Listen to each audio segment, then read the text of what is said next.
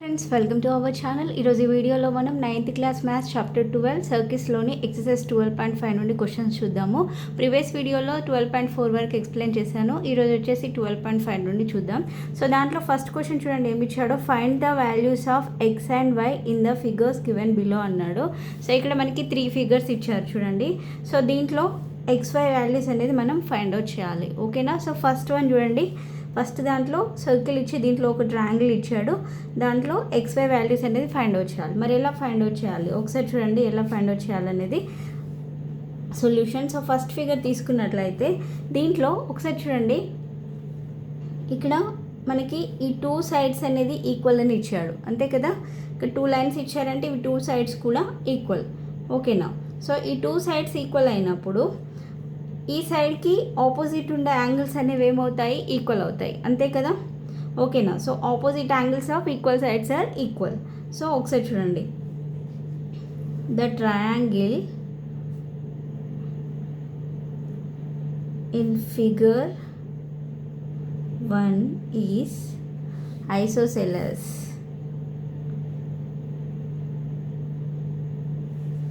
ఓకేనా? So first triangle అనేది first ఫిగర్లో ఇచ్చింది అనేది అది ఐసోసెలస్ ట్రయాంగిల్ ఇచ్చాడు కాబట్టి సో అవి 2 సైడ్స్ ఈక్వల్ ఉంటాయి. సో ఆ సైడ్స్కి ఆపోజిట్ ఉండే యాంగిల్స్ కూడా ఈక్వల్ అవుతాయి. ఇది ఆల్రెడీ మనం నేర్చుకుని ఉన్నాము, అది ఇక్కడ రాద్దాం. Also the opposite angles of equal sides are equal. ఓకేనా? సో ఇక్కడ ఈక్వల్ సైడ్స్ అంటే ఈ సైడ్ ఈక్వల్. ఓకే, సో వీటికి ఆపోజిట్ ఉండే యాంగిల్స్ ఏమవుతాయి, ఎక్స్ వై, అంటే ఈ 2 కూడా ఈక్వల్ అవుతాయి. అంటే అప్పుడు ఏమని రాయొచ్చు మనం, x is equal to y, x is equal to y. So ఇక్కడ మనకి ఇది ఒక ట్రయాంగిల్ కదా. సో ట్రయాంగిల్లో యాంగిల్స్ అండ్ ప్రాపర్టీ ఏంటి, angles and property is equal to 180 degrees కదా. అంటే ఇప్పుడు 3 యాంగిల్స్ని మనం యాడ్ చేస్తే 180కి ఈక్వల్ అవుతుంది, అంతే కదా.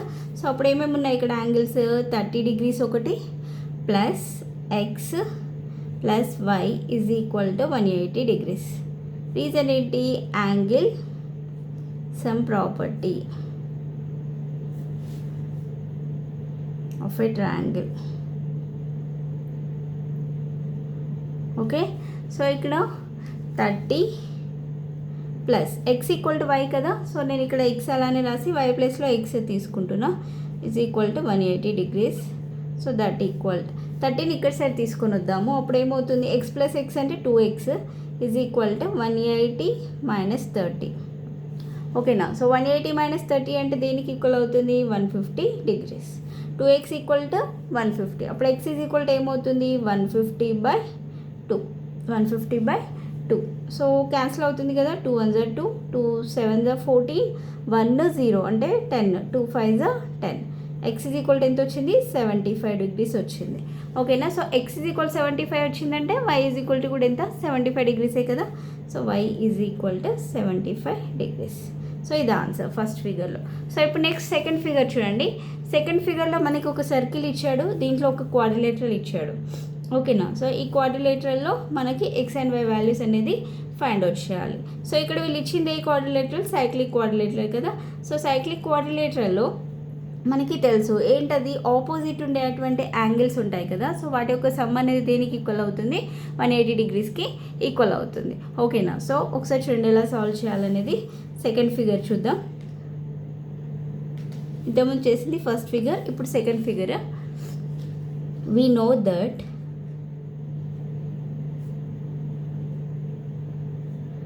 Opposite angles of cyclic quadrilateral or supplementary.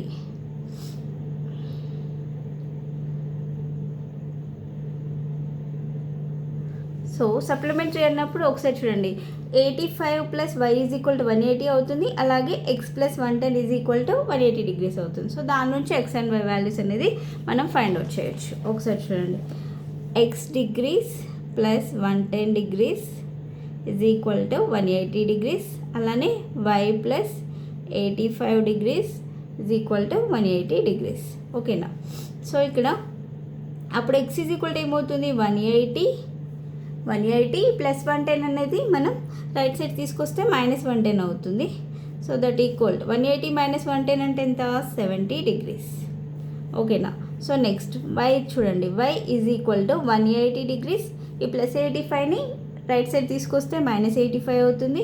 So that equal 180లో నుండి 85 మైనస్ చేసామనుకోండి ఎంత అవుతుంది 95 డిగ్రీస్ అవుతుంది. So x is equal to వచ్చేసి 70 degrees, y is equal to వచ్చేసి 95 డిగ్రీస్. ఓకేనా. సో నెక్స్ట్ థర్డ్ ఫిగర్ చూడండి.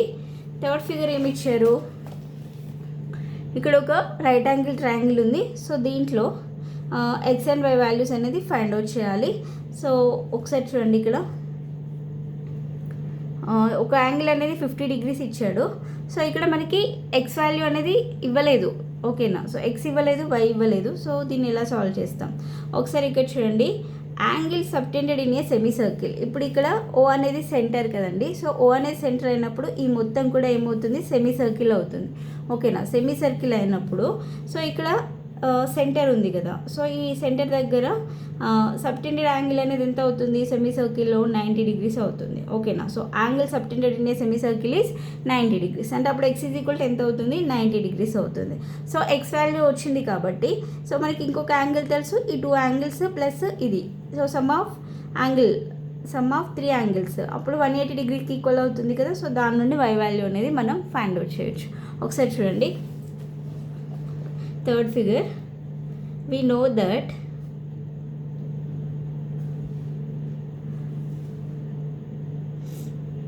angle subtended in a semicircle is 90 degrees. ఓకేనా. సో అప్పుడు ఎక్స్ ఈజ్ ఈక్వల్ ఎంత అవుతుంది 90 డిగ్రీస్ అవుతుంది. సో ఎక్స్ వాల్యూ తెలుసు మనకి, ఇంకొక యాంగిల్ కూడా తెలుసు. సో దాని నుండి వై వాల్యూ కూడా ఫైండ్ అవుట్ చేయొచ్చు కదా. So 50 degrees plus x plus y is equal to 180 degrees. Reason తెలుసు కదా, angle sum property.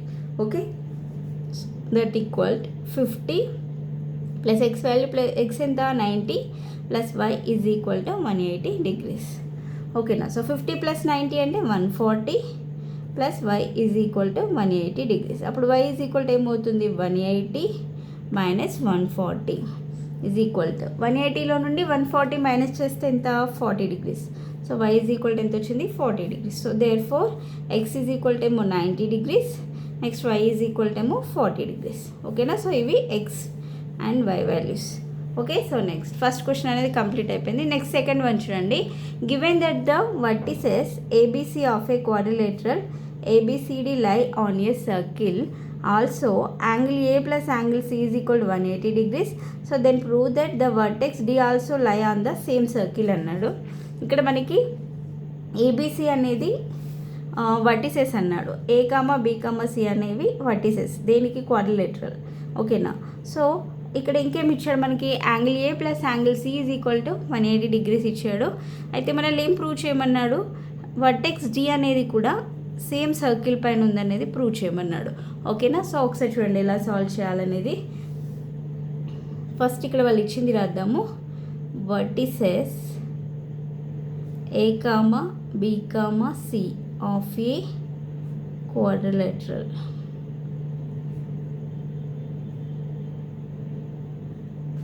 ABCD lie on a circle. ఓకేనా. సో ఇంకేమి ఇచ్చారు angle A plus angle C is equal to 180 degrees. ఓకేనా. Angle A plus angle C is equal to 180 degrees అని ఇచ్చాడు. So ఇక్కడ మనకి యాంగిల్ ఏ క్వాడ్రిలేటరల్ అన్నాడు, ABCD అనేది క్వాడ్రిలేటరల్ అనుకోండి. ఇప్పుడు ఇలా ఇచ్చాడు అనుకోండి, ఇది ఒక క్వాడ్రిలేటరల్, ఈ సర్కిల్ పైన ఉన్నటువంటి లైన్ అనుకోండి. సో ఇది క్వాడ్రిలేటరల్ అయినప్పుడు angle A plus angle C is equal to 180 అయినప్పుడు so angle B plus angle D is equal to కూడా ఏమవుతుంది 180 డిగ్రీస్ అవుతుంది. అంతే కదా.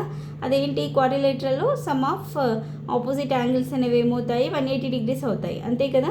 సో అప్పుడు angle B plus angle D is equal to కూడా ఏమవుతుంది ఆటోమేటిక్గా 180 డిగ్రీసే అవుతుంది. ఓకే. సో ఒకసారి చూడండి.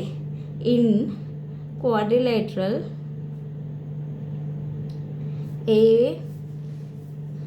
ABCD sum of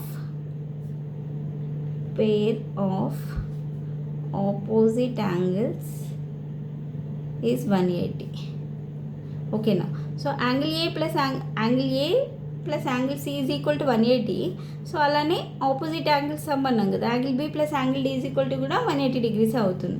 therefore angle B plus angle D is equal to 180 degrees. ఓకేనా. So angle B plus angle D is equal to 180 degrees ఉంది అంటే D అనేది ఖచ్చితంగా క్వాడ్రిలేటరల్ పైన ఉండేటువంటి వర్టెక్సే అయి ఉండాలి. అంటే ABCD must be a cyclic quadrilateral.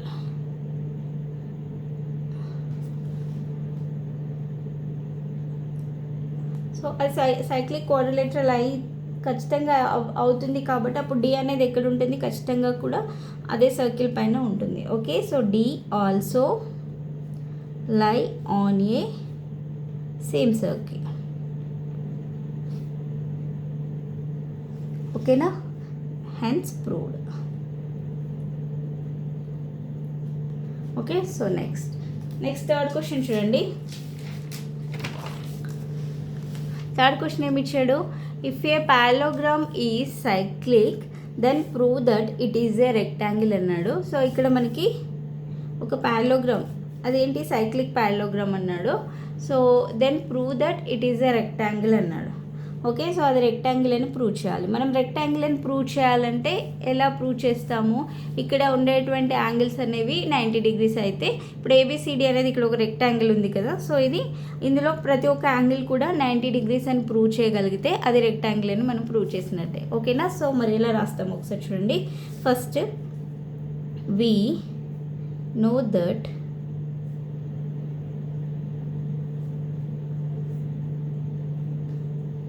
sum of either pair of opposite angles of a cyclic quadrilateral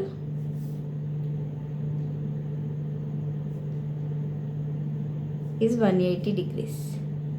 ఓకేనా. సో సైక్లిక్ క్వాడ్రిలేటరల్లో ఖచ్చితంగా ఎలా ఉంటాయి, ఆపోజిట్ యాంగిల్స్ అనేవి 180 డిగ్రీస్కి ఈక్వల్ అవుతాయి, అంతే కదా. సో మరి మనం ఏం ప్రూవ్ చేయాలి, అది రెక్టాంగిల్ అని అంటే ఈచ్ యాంగిల్ కూడా 90 డిగ్రీస్ అని ప్రూవ్ చేయాలి. ఓకేనా. సో ఫస్ట్ ఒకసారి చూడండి. Let ABCD is the cyclic quadrilateral, cyclic parallelogram.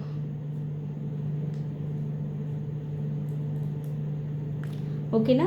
So cyclic parallelogram అన్నాం కదా. సో పారలోగ్రామ్లో కండిషన్ ఏంటి, ఆపోజిట్ యాంగిల్స్ అనేవి ఏంటి, ఈక్వల్ అవుతాయి, అంతే కదా. ఆపోజిట్ యాంగిల్స్ అనేవి ఈక్వల్ అవుతాయి. So we know that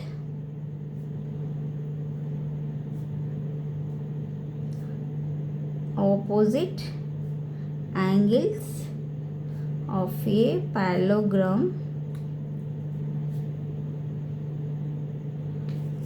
are equal. అంటే అప్పుడు ఏమవుతుంది, angle A is equal to angle C and angle B is equal to angle D అవుతుంది. Okay. So this is equation number 1 అనుకుందాము. సో ఇప్పుడు cyclic క్వాడ్రిలేటరల్లో మనకి తెలుసు పేర్ ఆఫ్ ఆపోజిట్ యాంగిల్స్ అనేవి ఏమవుతాయి, వాటి యొక్క సమ్ అనేది సైక్లిక్ క్వాడ్రిలేటరల్లో 180 డిగ్రీస్కి ఈక్వల్ అవుతుంది. అంటే angle A plus angle C is equal to 180 degrees, అలానే angle B plus angle D is equal to 180 degrees అవుతుంది. ఓకేనా. సో అది ఇక్కడ అర్థం చూడండి. We know that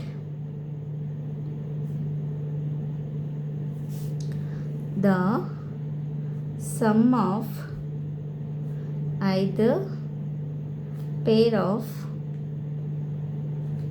opposite angles of a cyclic quadrilateral is 180 degrees. ఓకేనా. సో అప్పుడు opposite angles ఏమేమి ఉన్నాయి, angle A plus angle C is equal to ఎంత 180 డిగ్రీస్. ఓకే, సో ఇక్కడ angle A is equal to angle C అని మనకి తెలుసు. So అప్పుడు యాంగిల్ ఏ ప్లస్ సి ప్లస్లో కూడా యాంగిల్ ఏని రాస్తున్నా is equal to 180 degrees.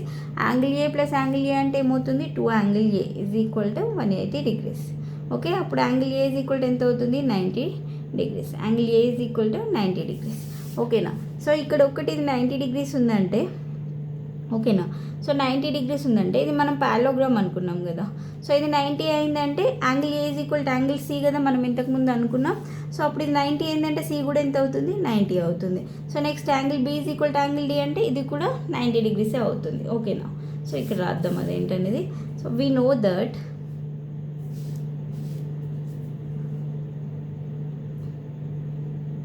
if one of the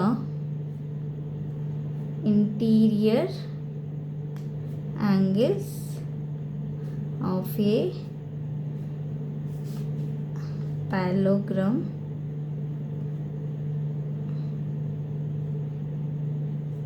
is 90 degrees, so all the other angles will also be equal 90 degrees, equal to 90 degrees, since all the angles in parallelogram are 90 degrees. Okay, now so therefore we can say that